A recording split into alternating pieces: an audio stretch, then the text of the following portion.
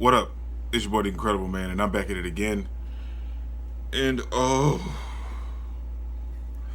just watched Kimetsu no Yaiba episode 16, and oh my gosh, dude, hands down, right now, best episode thus far. I don't care what anybody say, I'll debate them regardless, because this was the best episode thus far in the entire series. Now, the other episodes may get better or even greater, but this episode right now, as of right now, is the best episode that they put out.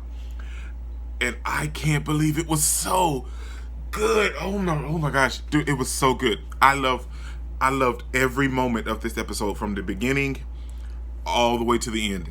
Everything, it gave me everything that I want in an anime episode, man. It gave me emotion. It gave me the feels. It gave me the comedy. It gave me the dramatic moments. It gave me great timing. It gave me great action sequences. It gave me everything that you want in a great anime. And this episode took that and done that and gave that and made everybody happy. I don't know if it made it made me happy. I'll say it like that. But let's talk about this episode, man. First off, it picks up right after it did last week, where they were still fighting the other puppeteer demon slayers. And dude,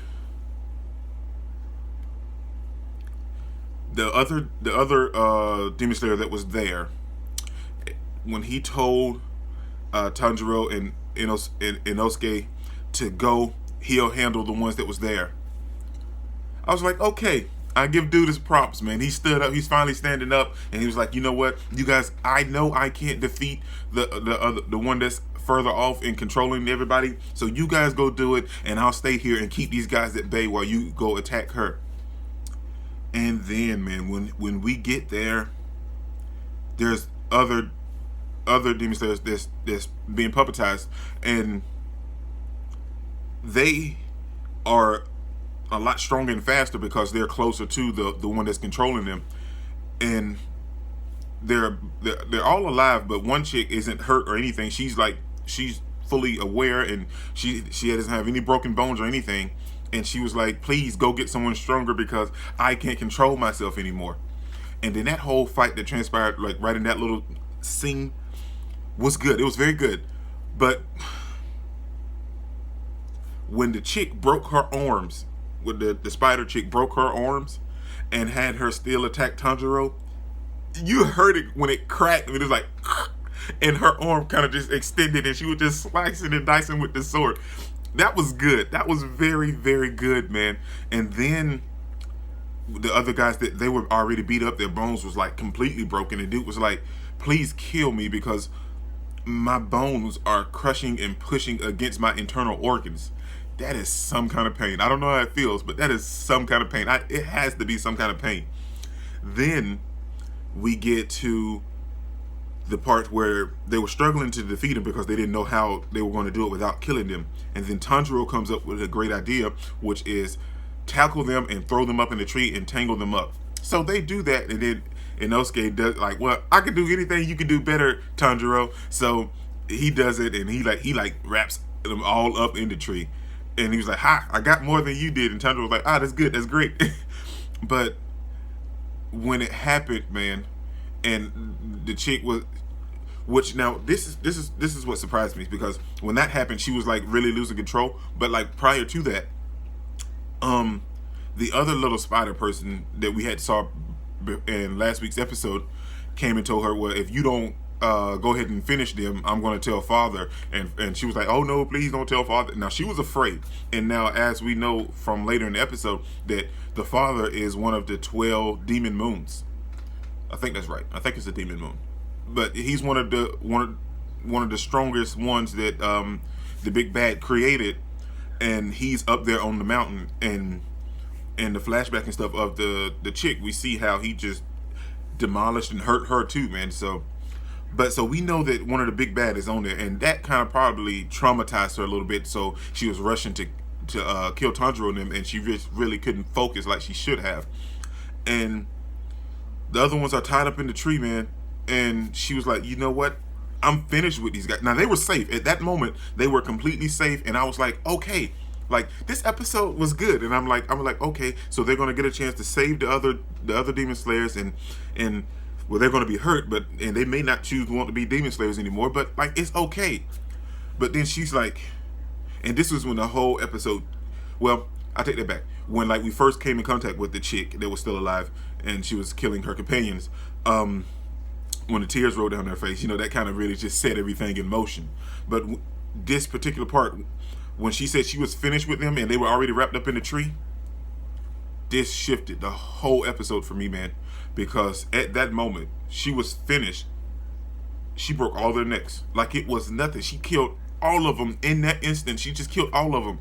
Like, dude, man, I felt so bad because they just wanted to be saved, man. And bad enough, it's already demeaning a little bit because they had to be saved by their juniors. So for them to be saved by their juniors and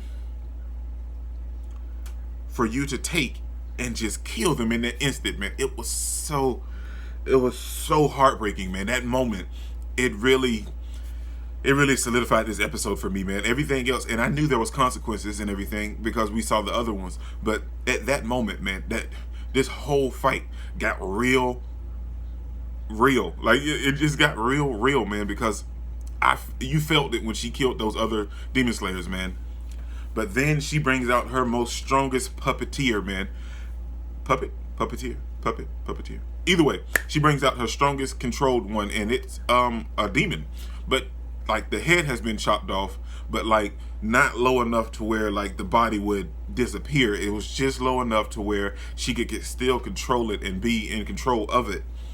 And that's when Tanjiro, well, I take it back, Inosuke tried to cut it. He was like, I'm gonna take your head. He charged in and I'm gonna take your head. And there was no head to take. And that's when Tanjiro said that we have to do a priest? No. It was some kind of cut. He had to do some kind of cut. I want to see if I can go back and try to name it because I don't want to. Okay, he's like, the thing, he's got no weak spots. We're gonna have to do a monk's robes cut.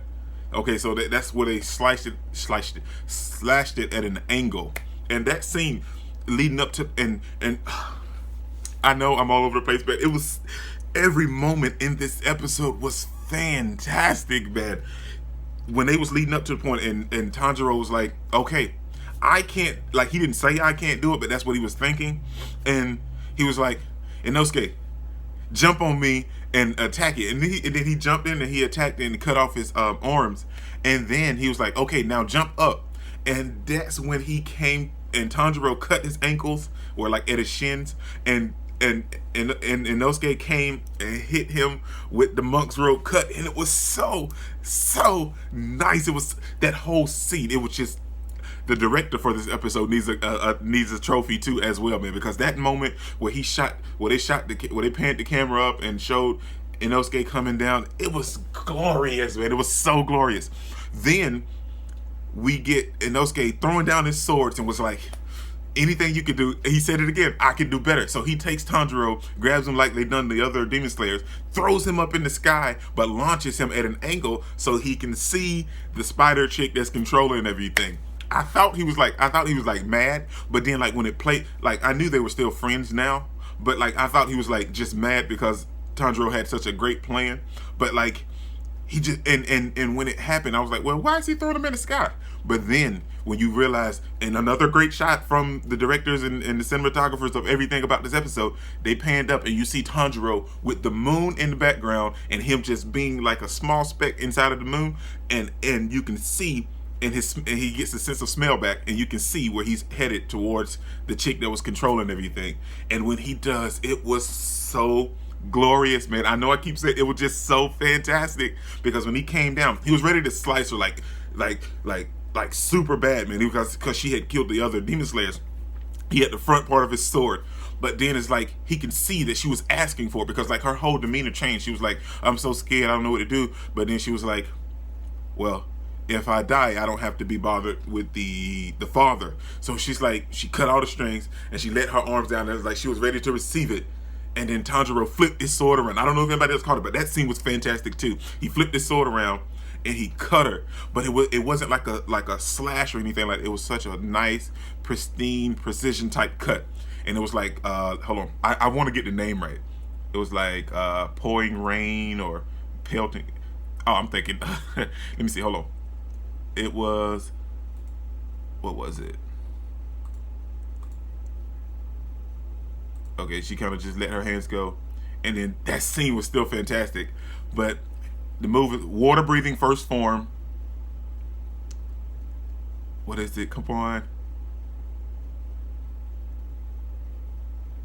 When he switched his sword around, it was so glorious, man. That whole scene was just fantastic. When she let her hands down and she was like, I'll be released, I'm okay, and she just accepted her death. Dude, that was a great scene. She said, I'll finally know, well, then I'll know peace. And Tanjiro flipped his sword around. Fifth form. It was so beautiful. Blessed rain after the drought. Dude, and that scene, there were so many scenes that I want, it was just so good. That scene was fantastic, man. And when she, and she was having flashbacks of her human life, and she told him that there's one of the 12 demon moons on the mountain, man. Oh man, it was so good. I got wrapped up in all of this. I didn't even talk about Zenitsu. Yeah, man, Zenitsu had he had a look. It was more so comedic. He didn't really even have a fight this scene, but we did see that there's one of the demon spiders following Zenitsu. So next week, I'm definitely calling it. We're getting a fight with Zenitsu, and I love Zenitsu, man. So let's hope for Zenitsu's fantastic fight next week, man. This is your boy, Dick Incredible. Don't forget to smash that like button until you can't smash it anymore. Comment down below, and I'll be sure to respond to each and every one of them. And subscribe, but only if you really want to, man. And remember that anime matters, anime is greatness, and anime is life, man. Peace out.